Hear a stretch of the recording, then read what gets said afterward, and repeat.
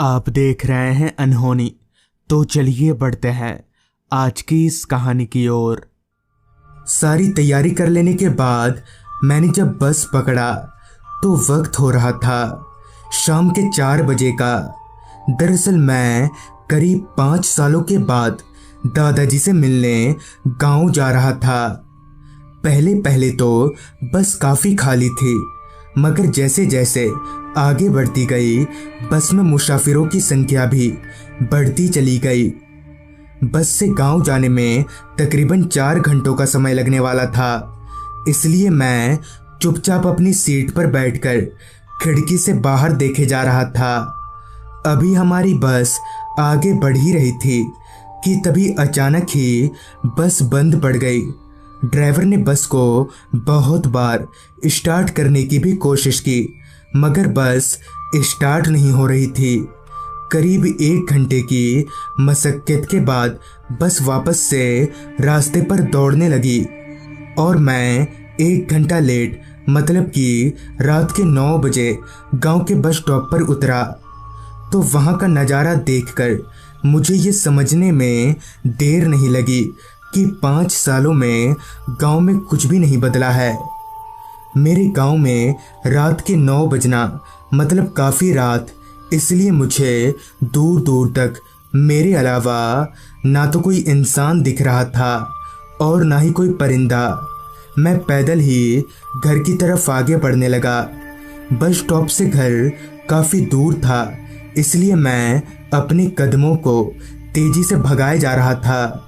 अभी मैं कुछ आगे बढ़ा ही था कि तभी मुझे पीछे से किसी ने कहा, कहाँ जाना है साहब आपको?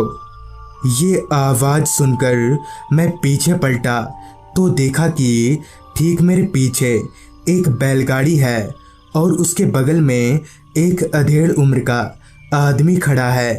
वो आदमी चलकर मेरे पास आया और दोबारा मुझसे कहा, बताइए साहब, कहाँ जाना है? मैं छोड़ दूँ क्या? जिस पर मैंने कहा, वो नंदपुर गांव जाना है। इस पर उस आदमी ने कहा, हाँ हाँ चलिए, मैं छोड़ देता हूँ।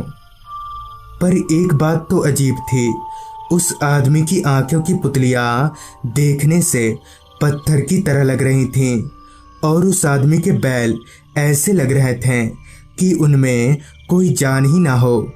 खैर, अभी मैं इधर उधर देख ही रहा था कि तभी उस आदमी ने कहा, देरी मत करिए साहब, बैठिए गाड़ी में। मैं भी ज़्यादा कुछ ना सोचकर उसके बैलगाड़ी में बैठ गया। मेरे बैठते ही गाड़ी आगे बढ़ने लगी, मगर एक बात बहुत हैरान करने वाली थी कि बैलगाड़ी चलने की कोई आवाज़ वगैरह नहीं हो रही थी। मगर ये कैसे हो सकता है? अभी मैं ये सोच ही रहा था कि धीरे चल रही बैलगाड़ी अचानक ही बुलेट ट्रेन की तरह दौड़ने लगी। बैलगाड़ी को इस तरह दौड़ता देख मैं और सहम उठा, मगर हर पल बैलगाड़ी की रफ्तार और बढ़ते ही जा रही थी। अब बैलगाड़ी ने इतनी रफ्तार पकड़ ली थी कि मुझे आसपास का साफ साफ दिख नहीं रहा था। मैंने चिल्लाकर उस आदमी से कहा, गाड़ी रोको, गाड़ी रोको। मगर वो आदमी मेरी तरफ देख भी नहीं रहा था और देखते ही देखते मैं कब बेहोश हो गया मुझे पता ही नहीं चला। फिर जब मेरी आंख खुली तो मैं गांव के घर पर लेटा हुआ था और मेरे दादाजी कुछ लोगों के साथ मुझे घेर कर बैठे हुए थे।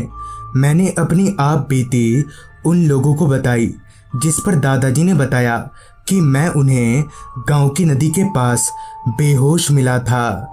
आगे दादाजी ने बताया कि हर 30 सितंबर को ये घटना किसी न किसी के साथ होती ही है। जिस पर मैंने कहा, पर क्यों दादाजी, ऐसा क्यों होता है 30 सितंबर को? जिस पर दादाजी आगे बताएं, आज से 4 साल पहले हमारे ही गांव के एक जमींदार साहब, जिनकी हवेली अभी भी गांव में है, वो अपनी पत्नी के साथ एक रात कहीं से लौट रहे थे।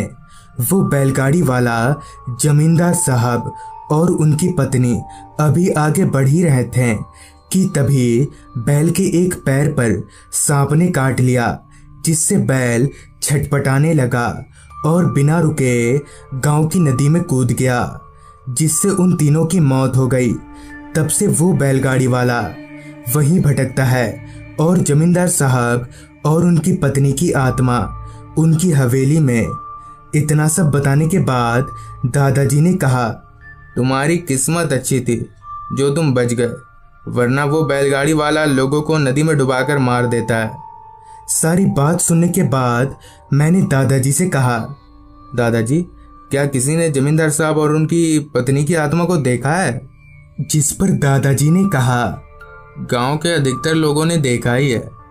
ये सुनकर मैंने मन ही मन तय किया, क्यों ना आज रात को जमींदार साहब के घर जाकर देखा जाए कि माजरा क्या है, मगर किसी को बिना बताए।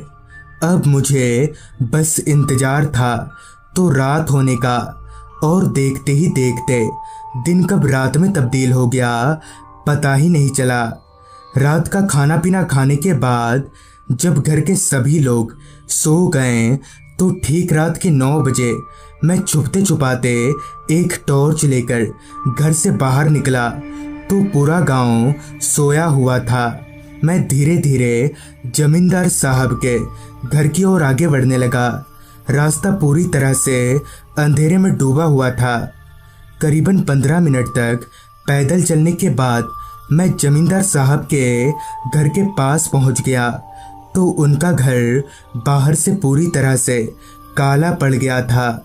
मगर हैरत की बात तो ये थी कि घर के सारे खिड़की दरवाजे खुले हुए थे।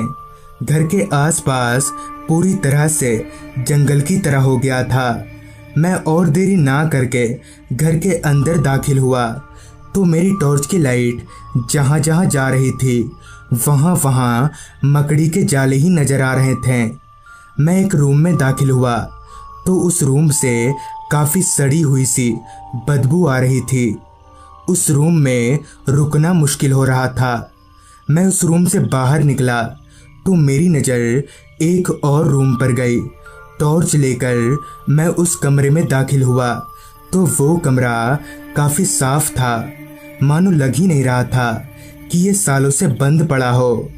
मैं और अंदर ना जाकर दरवाजे के पास दरवाजे पर लद कर बैठ गया। तब वक्त हो रहा था रात के 9:30 बजे का। बैठे बैठे कब मेरी आंख लग गई पता ही नहीं चला। फिर जब अचानक ही मेरी आंख खुली तो मैंने टॉर्च मारकर अपने हाथ घड़ी में वक्त देखा तो वक्त हो रहा था रात के 12:30 बजे का। मैंने टॉर्च की लाइट को जैसे ही रूम के अंदर घुमाया तो मेरे होश उड़ गए, क्योंकि ठीक मेरे सामने 2 चेयर पर एक औरत आदमी बैठे हुए थे। उनकी शक्ल काफ़ी डरावनी और फूली हुई थी और उनके आसपास पानी पानी फैला हुआ था। मुझे उन दोनों को देखकर समझने में देर नहीं लगी कि वो जमींदार साहब और उनकी पत्नी की आत्मा है। फिर मैं वहाँ से भागकर घर आ गया। तो दोस्तों, ये थी आज की कहानी। अगर आपको ये कहानी अच्छी लगी हो तो चैनल को सब्सक्राइब कर लें। तो मैं आर्यन जल्दी ही मिलूँगा आपसे ऐसी ही एक कहानी के साथ।